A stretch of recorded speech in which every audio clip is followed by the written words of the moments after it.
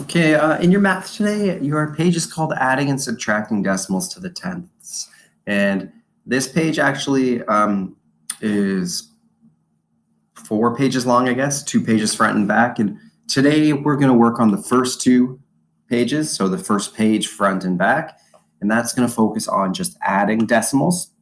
And tomorrow we're going to spend time focusing on subtracting decimals. So this concept is review. We've learned about this earlier in the year without decimals, and then we added decimals to adding and subtracting with our money unit just a couple weeks ago, or even less than that. So we'll take a look and just work through this page. I like how it takes us through kind of one small step at a time before we're adding decimals using the standard algorithm, which is what we call it when we kind of stack the numbers on top of each other and make sure that the place values are lined up and do our adding from the smallest place value towards the largest place value. So that's what we're looking at. Here it says a base 10 representation for decimal tenths. So if you think about base 10 blocks, they're usually those orange blocks we use at school. The flat square block is usually our hundreds block, because usually we have our hundreds, our tens, and our ones. But if we think about that flat square being just 1, then 1/10 would be the rod, the tall, skinny rectangle, because it takes 10 of those to fit into one of these flats. So 1 flat equals 10 rods, or 1 equals 10 tenths. And we're going to play around with that idea in the first question here. So it says regroup every tenths as a 1.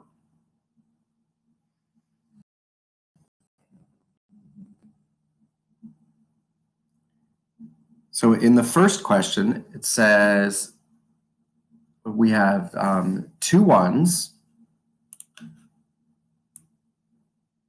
and we have 1, 2, 3, 4, 5, 6, 7, 8, 9, 10, 11, 12 tenths. Okay, well, now we're going to regroup, and we're going to regroup by drawing pictures first. I'm going to take 10 of those tenths and make it another 1, and that should leave me with just 2 of those rods left. So when we regroup, we have 3 1s and 2 tenths, and it's the same amount, right? We're looking at the same amount, and that's the idea, and this is kind of the idea of adding when you end up carrying to the next column. So questions B through E are the same, so 16 tenths would be, well, 1, 1, and 6 tenths. 23 tenths would be 2 1s and 3 tenths. Okay, just getting you comfortable making those trades, trading 10 tenths for 1 1. Now I'll regroup so that the tenths place value has a single digit.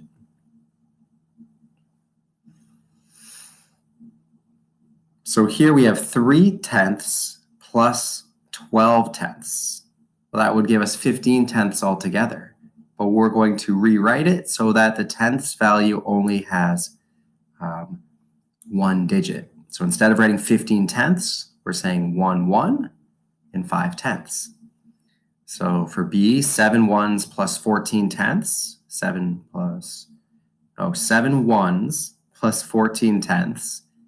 Well, I'm going to add 10 of these tenths to my 7 1s to get 8 1s, and it's going to leave me with 4 tenths left over.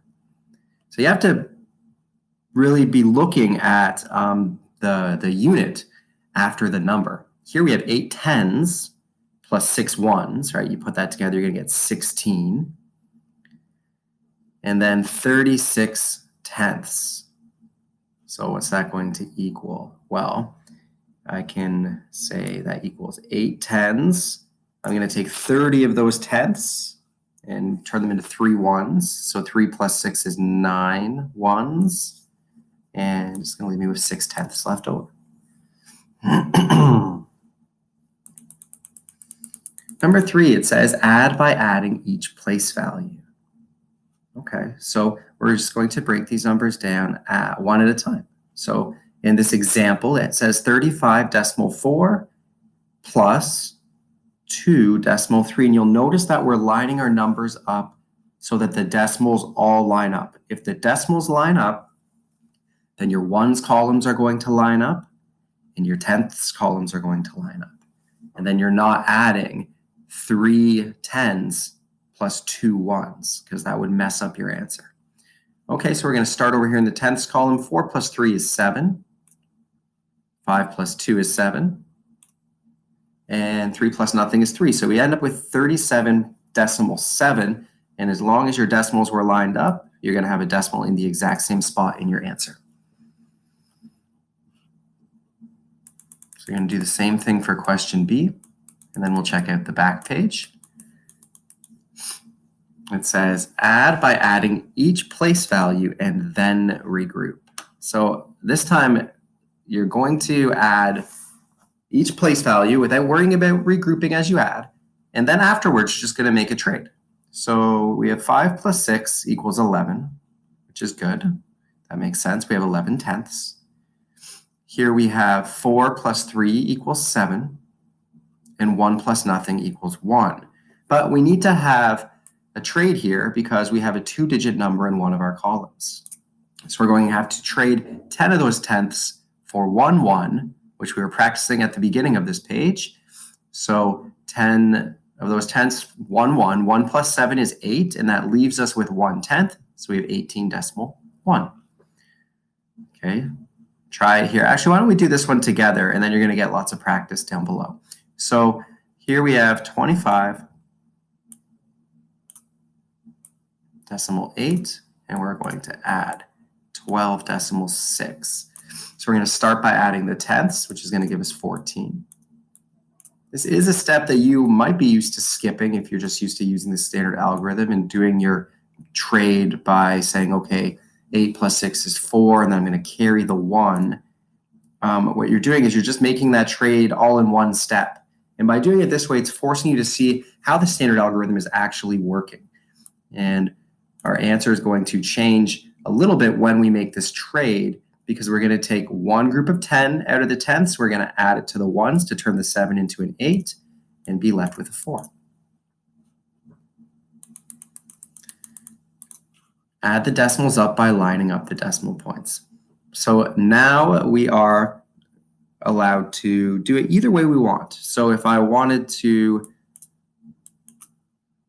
11.3, 32.5, it looks like you're not going to have to do any carrying in this question. So you're just adding it up from the tenths, working your way to the larger place value columns. Okay, so you can go ahead and work on those. And here it says you can show regrouping on a grid, and this is the standard algorithm you're used to using. So if you want to regroup in this way, it's a little bit more efficient. You're going to be doing your regrouping step kind of all in one. So 7 plus 8 tenths is going to give you 15, but instead of writing 15 there, you can put the 5 down and carry the 1 up.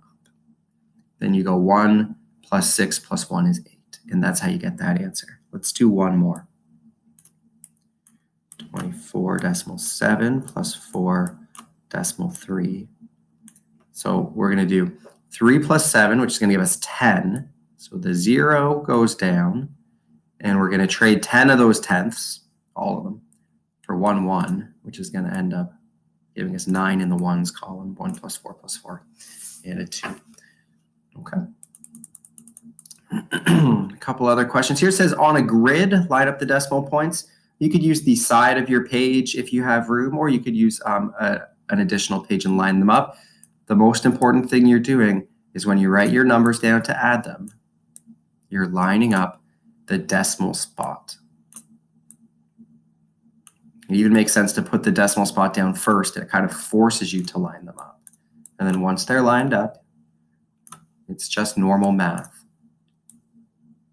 except you have a decimal hiding in your number. Oops.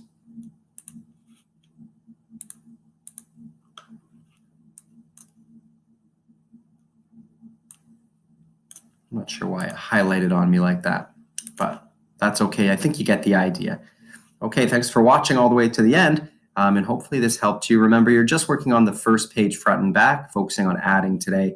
And tomorrow we'll get into the subtraction side.